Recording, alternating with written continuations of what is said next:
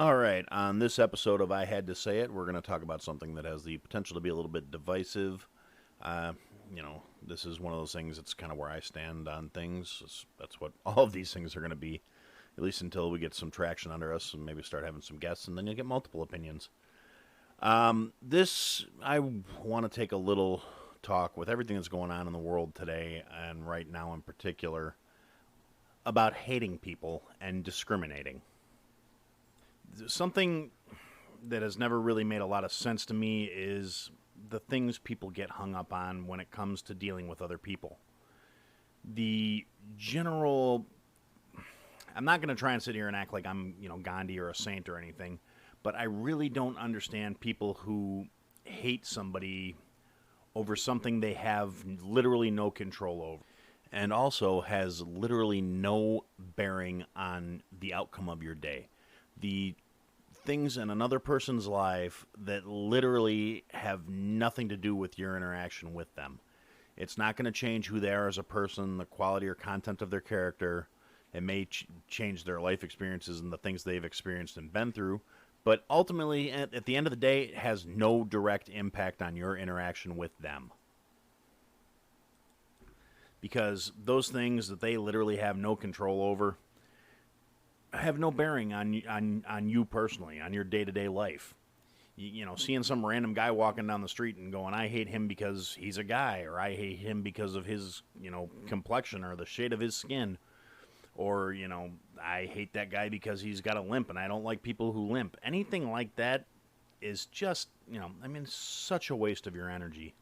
And there are so many better reasons to hate people than that. You want to hate somebody.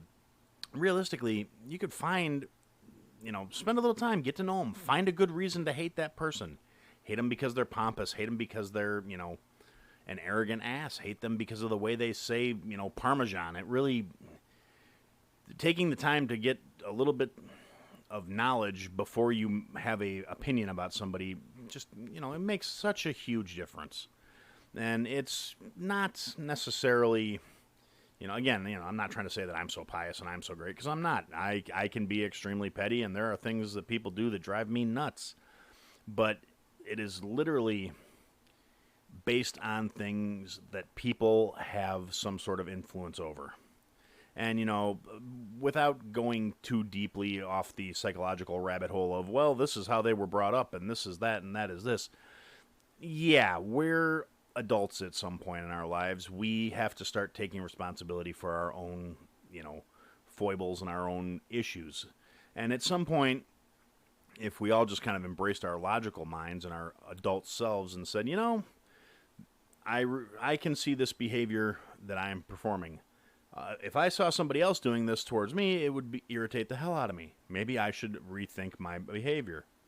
Now, granted, that's a pretty big ask these days. We live in an age of, entitlement, and if you don't agree with me, you're an asshole. And with social media, the internet, the access to literally the world's knowledge databases, everybody today has a voice. And, in a lot of respects, everybody having a voice is a good thing. Everybody having a voice gives everybody a chance to have their say, to feel validated, to put their thoughts and beliefs out there. That's literally what I'm doing right now. The downside to everybody having a voice is everybody has a voice. Anyone can get out there with enough effort and make a noise loud enough to try and drown out anything they don't agree with. And unfortunately, it happens. It happens a lot. People act without thought. They start getting offended and upset without the facts, without reasons, without knowing the whole story sometimes. People get bent out of shape over the dumbest little things. And I understand it. I get upset about a lot of things too. I'm one of those people, if I'm driving down the highway and I'm in the left lane and somebody's riding my bumper, I'll move to the center lane because obviously they're in more of a hurry than I am. In the left lane, according to driver's ed that I took way a long time ago, and I'm sure the rules haven't changed, the left lane is the passing lane. It's not the hang out and lollygag lane. I get that. It's irritating when somebody's in the left lane slow. I try and be considerate about it. On the other side of that coin, if I'm in the left lane and I get up on somebody's tail and they just sit there, you're in the left lane. You're not entitled to the right to say, well, you're going too fast. It's just a common courtesy. Get out of the way. Yes, I hate that person. And honestly, it's not like a deep personal abiding hatred. It's not something that's going to affect my life. It just gets me a little irritated. And that's the other thing. People are taking things that they should just be getting a little bit irritated by and blowing them so far out of proportion. You know, something caused you a minor inconvenience. It's not this massive drama issue that needs massive social change. Social change is real and needs to happen. I'm not saying it's not. But, you know, the barista mispronouncing your name at Starbucks when you're getting your half-calf double non-fat latte, you know, that's not the end of the world. You don't need to cancel culture that Starbucks because they discriminated against you. They mispronounced your name. Get over it. It's unnecessary drama. It's dumb. And like all this stuff, you sit there and you look at it, and there's real injustice in the world. There are real things affecting people that don't need to be happening. And so much of it could be avoided if we could actually get past this little, half-inch curb that everybody seems to be tripping over every time they walk from one room to the other, that is judging somebody without any basis. It's really, again, I'm not trying to be preachy. I'm not trying to be like, I'm so great, I'm so great. But honestly, you look at somebody, you see the color of their skin, that literally tells you nothing about them other than the color of their skin. It's not a basis of knowing how they're going to act, how they're going to think, how they're going to talk. Wait until they open their mouth before you decide they're a friggin' idiot.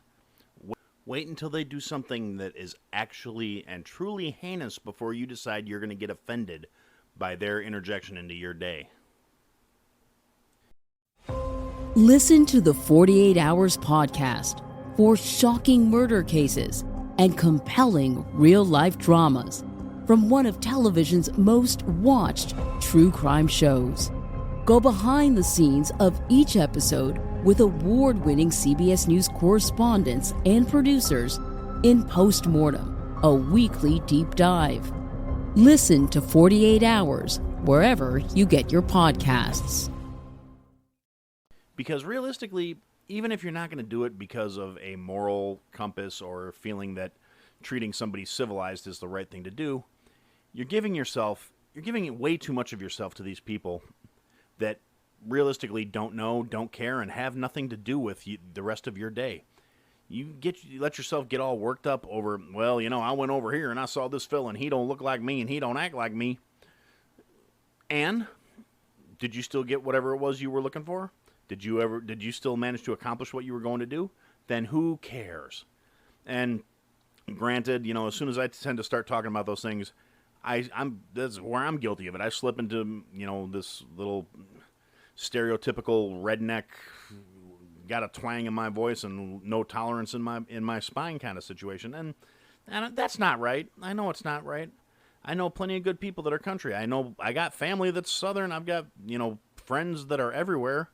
I try to reserve my prejudices and choices on are you a dick or not. That's my personal metric for things.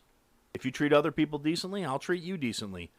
I see you being a prick to everybody else, I'm just going to assume you're being a prick about me when I'm not around. And I don't need to associate with people like that. And realistically, honestly, I'm happier for it. I mean, I've been accused more than once of being, kind of a jerk or whatever. I've been called everything from, low-level dick to full-on asshole. And depending on the situation and the environment, it's true. I'm not going to deny it. I'm fully capable of being just the biggest jackass. But if I'm doing it, there's a real solid chance you did something to push me to that point. Because, again, I feel like it's investing too much of my own personal energy in being upset. It's counterproductive. It doesn't gain anything. It doesn't, allow anything to be better or worse. It just is.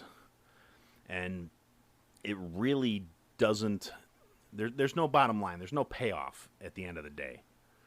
It's a misuse of energy that could be used constructively. And it took me a long time to get to this point. I mean, obviously, like I said, I'm in my early 40s right now. I didn't come to this conclusion overnight. There was a big chunk of my life where I went through life with a chip on my shoulder and mad at everybody. Didn't give them a chance to give me a reason. I just looked at them and be like, you're an idiot. Get away from me. And realistically, it's going to happen. We're all human. We're all fallible. I think if we take the extra couple of seconds to question why we're feeling a certain way or why we're doing a certain thing, it'll give us a whole different skew on how we're working. And honestly, I think it'll increase our personal happiness just a little bit just by doing things for a thought out, cognitive reason instead of a knee jerk, simple thing. Okay, and I'm going to put one last little addendum thought into this particular recording where let's kind of address this, this thing that we all do to a certain extent and that, we know everybody else around us does. The best way, I think, and again, this is my 2 pennies. I mean, what do I know? I'm just some guy. But honestly, a lot of the stereotypes and the prejudices and the getting hung up on the superficial stuff, that kind of stuff, the cure for it is not getting in somebody's face and screaming and telling them, what a piece of human garbage you think they are. The solution, and it's, again, my 2 cents, the solution towards, ignorance and hate is, love and education. It sounds a little bit hokey, it sounds cliche, but ultimately, at the end of the day, it's the truth. You can't go through life hating somebody based on something stupid and superficial once you get to know them. And, that's part of the problem. People, don't like to go outside of their comfort zones. They don't like to interact with, new and strange, creepy things. So, next time you got that random person who might seem a little standoffish and you can't figure out why, and invite them to a cookout. Invite them, if you're doing something social and going to have a bunch of people over, try and sit down and talk to them. See if they're having a problem. See if they're having a bad day. That little extra human interaction and that little extra touch, you can't change the world by trying to change the world. You got to do it in, little steps, baby steps, little pieces. You're not going to change the world in a day, but you might change the day for, one person. You can get somebody looking a new way, thinking a new way. It just takes the little things. Play some really good music, some jazz, some blues, something that's doesn't, outside of their comfort zone. Show some cool paintings, have some cool art hanging up where people can see it. It's all about broadening horizons and expanding minds and education. And like I said, you have to have compassion in your heart to do these things. Yes, some people just don't have that capacity, and those are the ones you really got to reach for.